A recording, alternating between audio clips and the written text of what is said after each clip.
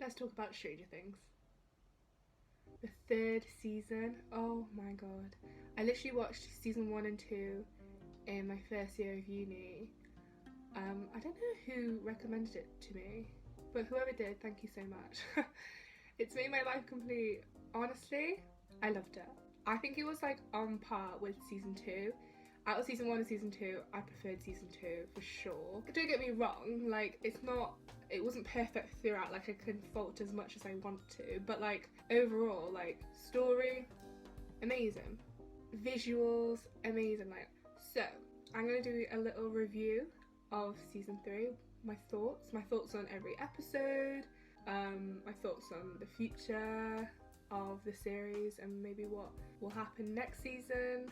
So if you've not watched any of Stranger Things, or you're waiting to see season 3, first of all, what are you doing? Like, please watch it. Like, and if you're like waiting to watch it, don't watch this video because there's gonna be some spoilers. There's gonna be some spoilers.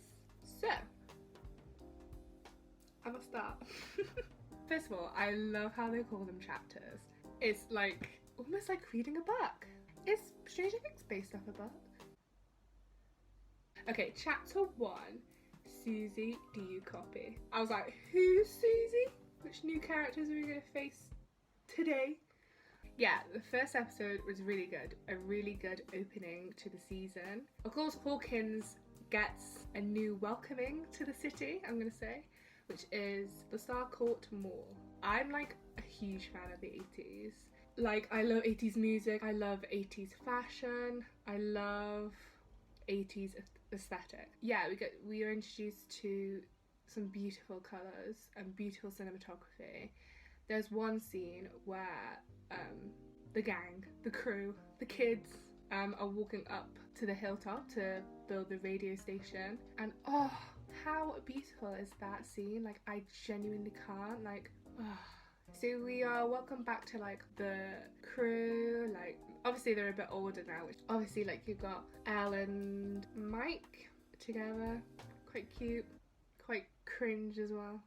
Max and Lucas I love, and then Dustin got a girlfriend too, which surprised me. No, I'm joking. Dustin's so cute.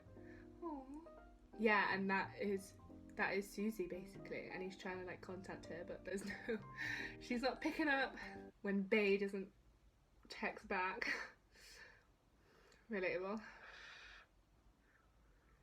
Yeah, obviously we are introduced to sort of like an underlying romance between Joyce and Jim Hopper. I also wrote a scary ending to the first episode, but I feel like every episode, after every episode, you're like scared or like sad or both, or both. You can kind of tell by the first episode whether or not it's going to be a good season, and I was ready. I was saddled up for the ride. Okay, so chapter 2, the mall rats. The whole rats thing was disgusting. I'm sorry, I hate rats. I don't think anyone out there is like, oh yeah, I love rats, so cute. Like, no, rats are disgusting. Like, millions and trillions of them in one room. I was like, ew. And they're all exploding. Ugh. But still, really good special effects. Chapter 2 is really nice. I really love Sadie and Elle's friendship. It's so cute. It just reminds you of like when you were little and you had like, you know, your pocket money and you go to town and you like buy clothes and hang out with your friends and everything. And it really brings like the whole like nostalgia feel. And obviously, Billy, I was shook. Like, yeah, Billy goes evil, which is cute. Billy is gorgeous, like, don't get me wrong. Like, so Billy's been taken over basically. He's in no self-control. And you just want to like let him go. Like, it's like the same parallel to like Will when his mind was taken over. Chapter 3, the case of the missing lifeguard. He also takes Heather, which is another lifeguard, and then you start to see like how the mind flayer doesn't want just Billy, he wants multiple people. So I thought that was like, I feel like that was more scary. If a monster can take over the minds of multiple people, then I feel like it's going to be more harder to like destroy and like restore order. And like I was proper like, oh, how are they going to defeat this? It's cool to see finally Elle putting her powers to work, and sort of like the visions, you know, when they go into like the black room and it's like water and floor. I don't know how they filmed that, but it must be like incredible, like honestly. There's a beautiful scene where the CCTV camera, I think from like the hospital, I want to say, you like zoom into the CCTV camera and then it goes to like the binoculars of like Dustin, and I thought that was beautiful, like really good. I love Dustin and Steve together. I think they're so cute. Steve is just like, I feel like we always know a boy like that in school that's just like Steve, like the really cool boy, but actually he's not that cool, and like he's a bit, I don't know, he's a bit weird. Robin! Oh my god, Robin! Didn't mention Robin. I like Robin. At first I didn't, but throughout the series I started to like Robin. I think that's the way they wanted her to come across, a bit like at first and then lovable towards the end. So, and obviously they're like a team together to take down the Russians. I feel like with this season there is more like multiple stories. Everyone kind of groups off into different places, which I quite like. I like multiple things because they always come together at the end. But yeah, and then Nancy and Charlie as well. They're working at the Huffington Post, I think it's called. And poor Nancy, like, the 80s was not a fun time to be a woman. And obviously that is reflected in Nancy's position in the office. And you do get a good feel for the character. Like, Nancy is probably, out of all the characters, Nancy's one of the strongest, I think. Will is sad because he doesn't have a girlfriend.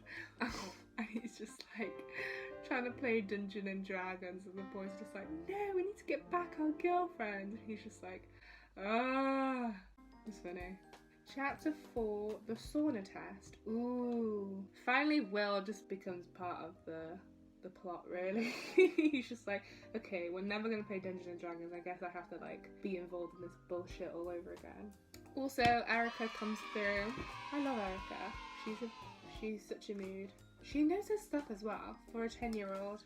Elle kicking. Oh yeah, this is the scene where, oh, this is really good. This is a scene where they like try and put Billy in the sauna. Elle's like, obviously. I love it when she goes into proper like kill mode almost. It's like evil. But also at the same time it's really hard because like that's Max's brother, and like you can just tell on Max's face that she's like, please don't hurt him, but at the same time like you gotta do what you gotta do, innit? I feel like by chapter 4 it was getting really dark. Okay, chapter 5, the Flayed. It's going down. Because that's when like the lift goes down. The weird guy is back. I was trying to figure out what his name was. It's Murray. Murray comes back, or they go back to Murray basically. But he kind of grew on me this season. I feel like because he was a vital like, character, like, and also Alexi. I love Alexi with all my heart. If you don't love Alexi, like, are you even a decent person? Alexi is so cute. Okay, chapter 6, E Plurus Unum. I remember when that came up and I was like, what the hell does that mean? And then I was like, oh, I'll figure it out. And then now I haven't figured it out and I still don't know. Dustin and Erica together is quite cute. Like, Dustin is just a lovable character. I feel like he just wants to spread goodness, and Erica's just such a bad bitch. Like, she's taken none of it. And obviously, they're trying to escape while Robin and Steve are trapped together, tied back to back. But eventually they do escape, and when they've got truth serum given to them, they go like, oh, it's so funny, like they proper space out. There's one part where Elle's trying to take control of Billy. So she goes into like one of her visions, and then she sees Billy like sat on his bed, and she like goes over to him, and then Billy like grabs her hand, and then she falls back. Oh, how beautiful. And then she lands in the sea. You see the mum first, and then you see the little boy running over to her, and I'm like, oh my god, that's Billy. Young Billy. I was like, oh my god. That whole scene was incredible. When we travel through Billy's childhood and like his growing up and understanding like what's happened to him, like his parents' relationships, his relationship to his father, the way he was brought up, the fact that Elle was just like there, like right there watching, analysing everything, was incredible. Really, it was sad, that scene, I thought. Okay, chapter 7, The Bite. The cinematography of the fun fair is gorgeous, the 4th of July, and that is emphasised more than enough within that scene. But it's really, really sad because Alexi has his little moment trying to be an American. When he dies, that hit me hard. he was such a good character. He didn't do anything wrong. I mean, he just followed orders, like we all do. We all follow orders. But no, that evil guy had to kill him. I don't know what that evil guy is called, but you know. And obviously the bite refers to Elle getting bitten by the mind flayer. Is that a phrase? I was like, oh my god, is she gonna turn into something like, we get to chapter 8, the Battlestar Core, and just like that, it's fine. It's like gross, and then obviously Jonathan cuts a little slit and the thing comes out. But yeah, that was pretty gross. But thank God Elle's okay, obviously. Oh, I really liked the mind flayer's entrance. The way he just like fell from the ceiling to the floor. There's a sweet moment where Joyce and Jim sit down and discuss going on a date in the future, which is sweet but sad.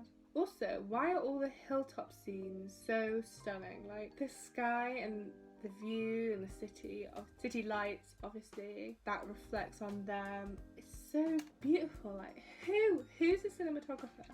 Tim Ives, Todd Campbell, Lachlan Mill and David Franco. Nod to them because honest to God, it's beautiful. Like I really like Nancy in this episode. Just shows how fearless she is. When she stands in front of that car, it's just like, she gonna die. Finally, we get to see Suzy, who's honestly, like if you're gonna put Dustin with someone, like how perfect is Suzy? And then when they sing, at first it was really, really funny. Then it just made me anxious because I was like, this is just delaying so much time. And then it made me uncomfortable. But honestly, it was so good. Like I feel like because like the last 3 episodes have been so intense, I feel like it needed something like that to just like make me giggle a little bit. Obviously Billy, she's trying to help the mind flayer obviously by bringing Elle to him and getting Elle destroyed. There's a really sweet moment with Billy and Elle, which Elle takes Billy back to when he was a child. Oh my god, that was sad. But at the same time I was literally screaming like, close the gate, please, just obviously the mind flayer kills Billy because Billy tries to defend Elle. Oh, that was sad. Yes, and then obviously Joyce is trying to close the gate on her own. Why do the keys have to be so far apart? Jim's down there fighting off that god-awful guy, and as she closes the gate, Jim goes with it. I don't know why, but I feel like that's not the end of Jim. Like, I refuse to believe that Jim's dead. There's got to be something more to it. I'll say it for the sake, but Jim's dead. Which is sad. The last couple of scenes in chapter 8 were pretty emotional. Jim's narration at the end was like so emotional. And then woof, they happened to pull out some Bowie. I was like, oh my god, are you kidding me? Like, I'm gonna start crying. Credit to the music team, because if you're gonna pull out a song, and then obviously you have to stay behind for the credits. Oh, guess where we go back to? Russia. And they're feeding this like demigorgon, but like he was like white and green and he looked more human. I was literally like, what's going on? Like, what is gonna happen next season? What is gonna happen? Yeah, and that's it. That's all I have to say about season 3 of Stranger Things. If you really like it, then like it, I guess, because then I might make another review. I'm looking forward to Peaky Blinders season 4 or season 5. Season 5, the next season of Peaky Blinders.